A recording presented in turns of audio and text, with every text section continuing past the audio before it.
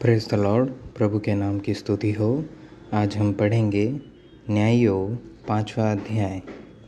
उसी दिन दबोरा और अबीनोअम के पुत्र बाराक ने यह गीत गाया कि इज़राइल के अगुओं ने जो अगुवाई की और प्रजा जो अपनी ही इच्छा से भरती हुई, इसके लिए यहोवा को धन्य कहो। है राजाओं सुनो, है अधिपतियों कान लगाओ। मैं आप यहोवा के लिए गीत गाऊंगी। इज़राइल के परमेश्वर यहोवा का मैं भजन करूंगी। है यहोवा, जब तू सेईर से निकल चला, तब जब तूने एदोम के देश से प्रस्थान किया, तब पृथ्वी डोल उठी और आकाश टूट पड़ा। बादल से भी जल बरसने लगा। यहोवा के प्रताप से पहाड़, इज़राइल के परमेश्वर यहोवा के प्रताप से वह सीने पिघल कर बहने लगा। अनात के पुत्र शमगर के दिनों में और याएल के दिनों में सड़कें सूनी पड़ी थी और बटोही पगडंडियों से चलते थे। जब तक मैं दबोरा न उठी, जब तक मैं इज़राइल में माता होकर न उठी, तब तक गांव सूने पड़े थे। नए नए देवता माने गए। उस समय फाटकों में लड़ाई होती थी। क्या 40,000 इज़राइलियों में भी ढाल व बर्छी कहीं देखने में आती थी? मेरा मन इज़राइल के हाकिमों की ओर लगा है, जो प्रजा के बीच में अपनी ही इच्छा से भर्ती हुई। यहोवा को धन्य कहो।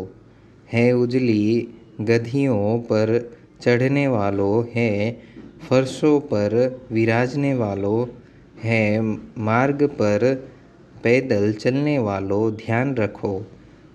पनघटों के आसपास धनुर्धारियों की बात के कारण, जब वे यहोवा के धर्ममय कामों का, इज़राइल के लिए उसके धर्ममय कामों का बखान करेंगे, उस समय यहोवा की प्रजा के लोग फाटकों के पास गए। जाग जाग है दबोरा, जाग जाग गीत सुना। है बाराक, उठ। है अबीनोअम के पुत्र, अपने बंधुओं को बंधुआई में से ले चल। उस समय थोड़े से रईस प्रजा समेत उत्तर पड़े। यहोवा शूरवीरों के विरुद्ध मेरे हित उतर आया। एप्रैम में से वे आए जिसकी जड़ अमालेक में है बिन्यामीन तेरे पीछे तेरे दलों में। माकीर में से हाकिम और जबूलून में से सेनापति का दंड लिए हुए उतरे। और इस्साकार के हाकिम दबोरा के संग हुए। जैसा इस्साकार वैसा ही बाराक भी था। उसके पीछे लगे हुए वे तराई में झपट कर गए। रूबेन की नदियों के पास बड़े बड़े काम मन में ठाने गए। तू चरवाहों का सीटी बजाना सुनने को भेड़शालों के बीच क्यों बैठा रहा? रूबेन की नदियों के पास बड़े बड़े काम सोचे गए। गिलाद यरदन पार रह गया। आशेर समुद्र के तीर पर बैठा रहा और उसकी खाड़ियों के बीच रह गया। जबूलून अपने प्राण पर खेलने वाले लोग ठहरे। नप्ताली भी देश के ऊंचे ऊंचे स्थानों पर वैसा ही ठहरा। राजा आकर लड़े।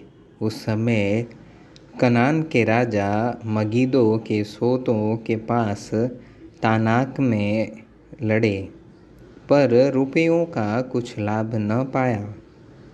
आकाश की ओर से भी लड़ाई हुई, वरन तारागणों से ने अपने अपने मंडल से सीसरा से लड़ाई की। किशोन नदी ने उनको बहा दिया, अर्थात वही प्राचीन नदी जो किशोन नदी है मन हियाव बांधे आगे बढ़। उस समय घोड़े के खुरों से ताप का शब्द होने लगा। उनके बलिष्ठ घोड़ों के कूदने से यह हुआ।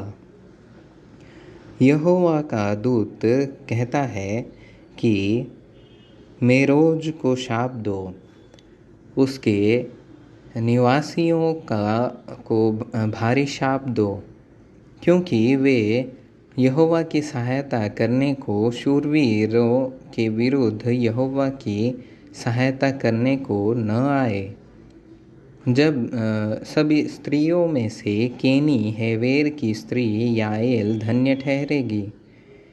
डेरों में से रहने वाली सब स्त्रियों में वह धन्य ठहरेगी।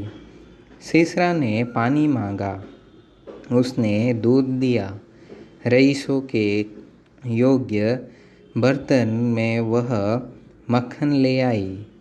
उसने अपना हाथ खूंटी की ओर, अपना दाहिना हाथ बढ़ई के हथौड़े की ओर बढ़ाया और हथौड़े से सीसरा को मारा, उसके सिर को फोड़ डाला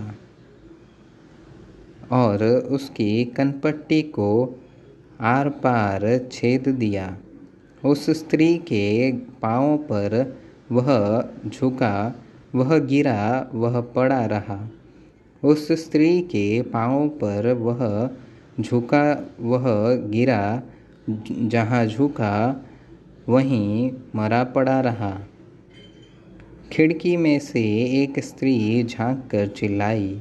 सीसरा की माता ने झिलमिली की ओट से पुकारा कि उसके रथ के आने में इतनी देर क्यों लगी? उसके रथों के पहियों को अबेर क्यों हुए हैं? उसकी बुद्धिमान प्रतिष्ठित स्त्रियों ने उसे उत्तर दिया, वरन उसने अपने आप को इस प्रकार उत्तर दिया कि क्या उन्होंने लूट पाकर बाँट नहीं ली? क्या एक एक पुरुष को एक एक वरन दो दो कुंवारियाँ और सीसरा को रंगे हुए वस्त्र की लूट, वरन बूटे काढ़े हुए रंगीले वस्त्र की लूट और लूटे हुओं के गले में दोनों और बूटे काढ़े हुए रंगीले वस्त्र नहीं मिले? है यहोवा, तेरे सब शत्रु ऐसे ही नाश हो जाएं, परंतु उसके प्रेमी लोग प्रताप के साथ उदय होते हुए सूर्य के समान तेजोमय हो। फिर देश में 40 वर्ष तक शांति रही।